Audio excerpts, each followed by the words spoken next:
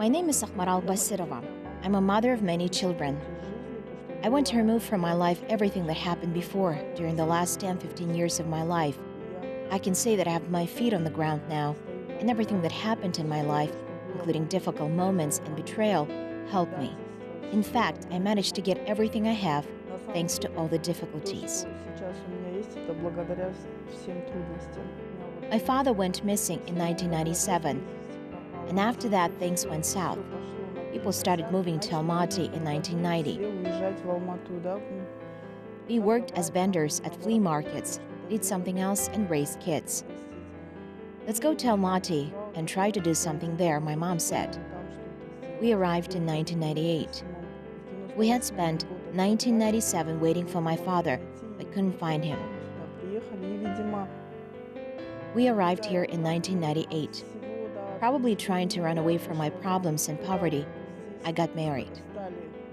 Here we had our feet on the ground. We started selling various things in order to get money to buy food. We didn't have money, and my mom took 5 boxes of apples from some guys who were dungans to sell on commission. When you get goods in the morning, sell them and get commission in the evening.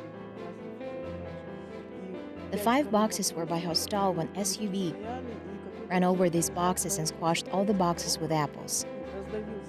My mom understood that she had nothing to sell, and as a result, she was in debt. I remember she sat crying and I was running after the SUV, whose driver swore at me, while I was begging him to pay for the apples, because otherwise we would never be able to pay back the debt. If I'm not mistaken, a box cost 2,700 tenge. The apples were foreign, which is why they were so expensive. I understood that we had 15,000 of debt. I remember that both my mom and I were crying, and then went to the store where we had taken the apples to talk to the dungans. We managed to coax them and started to pay back the debt. Actually, I began my cleaning career in those stores, where I was paid 200 tenge. I did it because I had to help my mother. She was in deep depression since everything we got by working hard and remained in Janatas. We just began to pick ourselves up when Mom was diagnosed with advanced cancer, and they said she had only 2 months to live. She suffered a lot because her stomach had been removed. It was horrible. She was dying from hunger, but we were afraid to call an ambulance. They had to confirm death after all. Of course, our ignorance and fears played a part in the situation because we were afraid she would be taken back to the morgue and they would cut her there. I had a neighbor named Yerjan. I ran to him at night and asked for help. He had a van. My mother's last request was to be buried in Taras next to her brother, I said to Yerjan. Okay, he said. When he called his boss, he threatened to sack Yerjan. However, Yerjan said he didn't care if he'd sack him. I need to help you, he told me. We went to Taras and buried my mom there.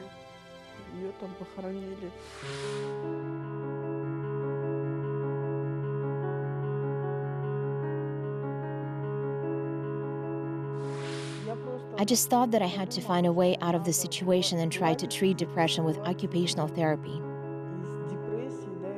I had to take up an occupation which I had been ashamed to do previously. I started cleaning flats. At that moment, I managed to succeed. It seemed that God led me. My kids had lost their school uniforms when they were going by taxi. I was ashamed to tell their teachers that they'd lost their uniforms and I couldn't afford new ones. I went to their head teacher and fully explained what happened. A woman standing near the waiting room said, Akmaral, as far as I know, mothers of my children get $200 child benefit.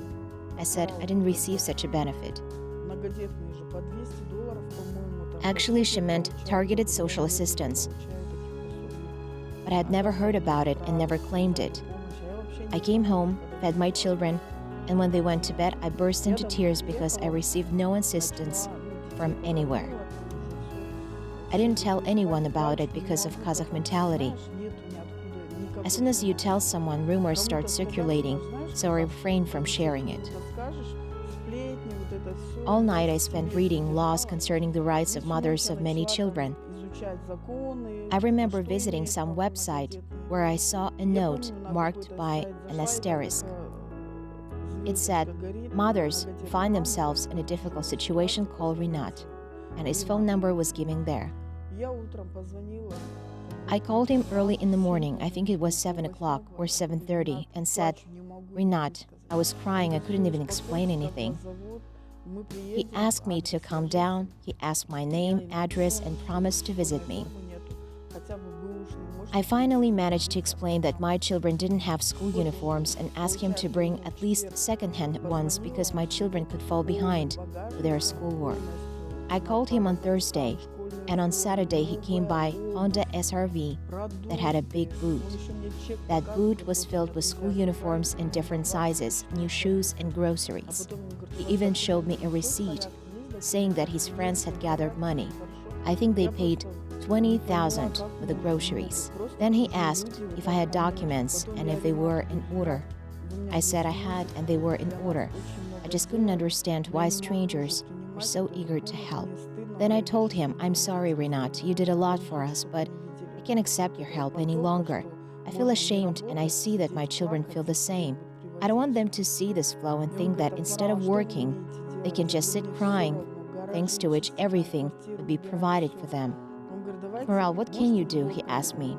I said I could clean garages and flats and it didn't matter for me what to clean. He offered me to do cleaning and I agreed.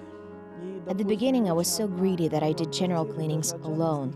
I remember leaving house early in the morning and cleaning flats alone until late night. I was so greedy that I didn't want to share with anyone. I wanted to bring all money home. Then my eldest daughter, Jansaya, said, May I help you, Mom? You're exhausted when you return home. I feel pity for you. Don't you feel ashamed to do such work? I asked her. No, not at all, she answered.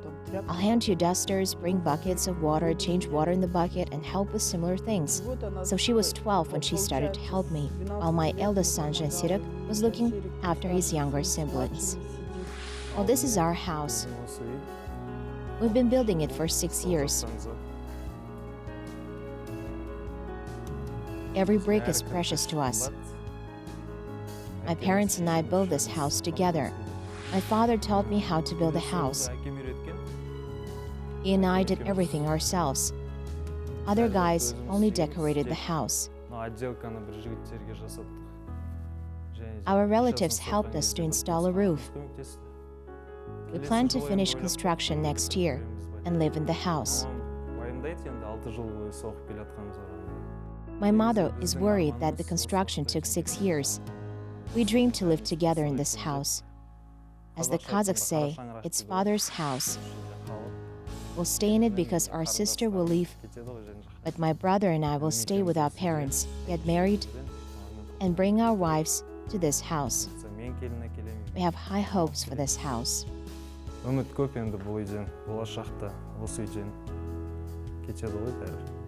We've built up a clientele. When we had more people in our team, Jibek would say, Mother, your target audience is on Facebook. Do you know about Facebook? I answered that I hadn't heard about it.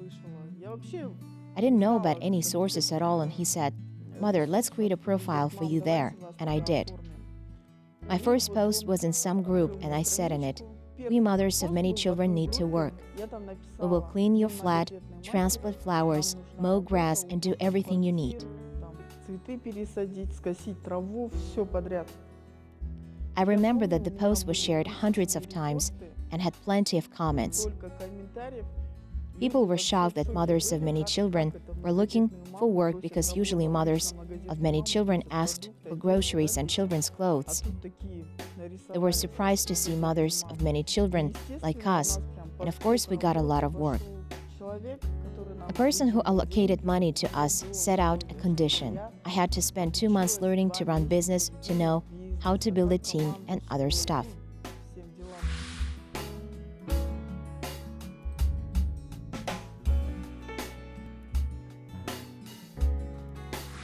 Al-Khalem was formed 5 years ago.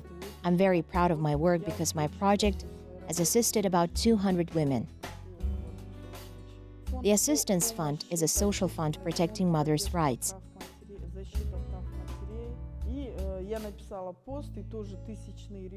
I created a post which was immediately shared thousands of times. Both a lot of people and mothers of many children were outraged.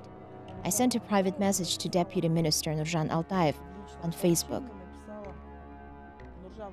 My message said, "Nurjan, could you organize a personal meeting between me and Abul Kasimova because I want to make a denial?" People have started to criticize us, saying that mothers of many children are spongers living on the benefits.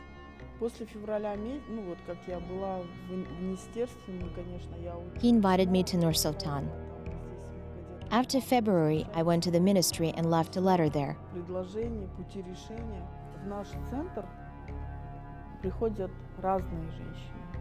It had been written when I met with other mothers having many children. We made offers and suggested solutions in this letter. Various women come to our center. After the fire in the capital, I considered how I could help women. The children burned to death because their parents were at work. What could we do to help mothers always be by their children's side? For instance, when doing cleaning, I brought my children to work. 2 elder children studied in shifts. So when the eldest kid was with siblings at home, the other was at school. I thought that I should teach women to do work that would allow them to stay at home with their children so that they could send them to school, feed them, and be next to them. I decided to teach them how to sew and repair clothes.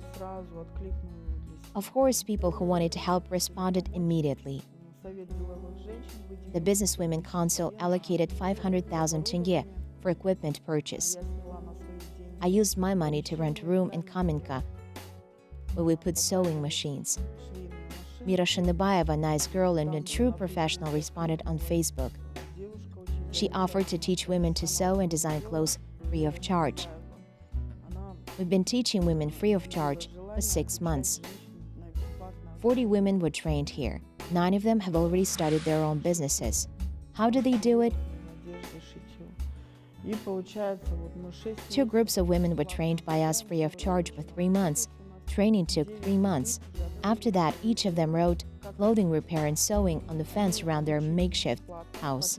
Now the girls earn money. I've been engaged in it since February, and I do it free of charge since nobody pays me salary or provides money. However, some people say that I've been paid by the town council. I think that when you live honestly, you don't care what people say about you.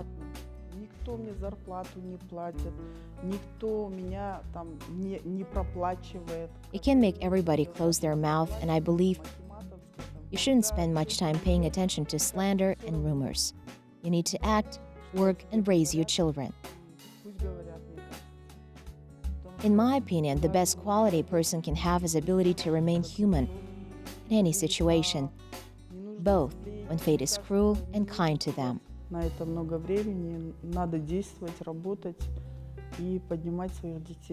There are bad and great moments in our life. At some moments, a person falls into an abyss, and at others, they fly up. They should remain human in any state.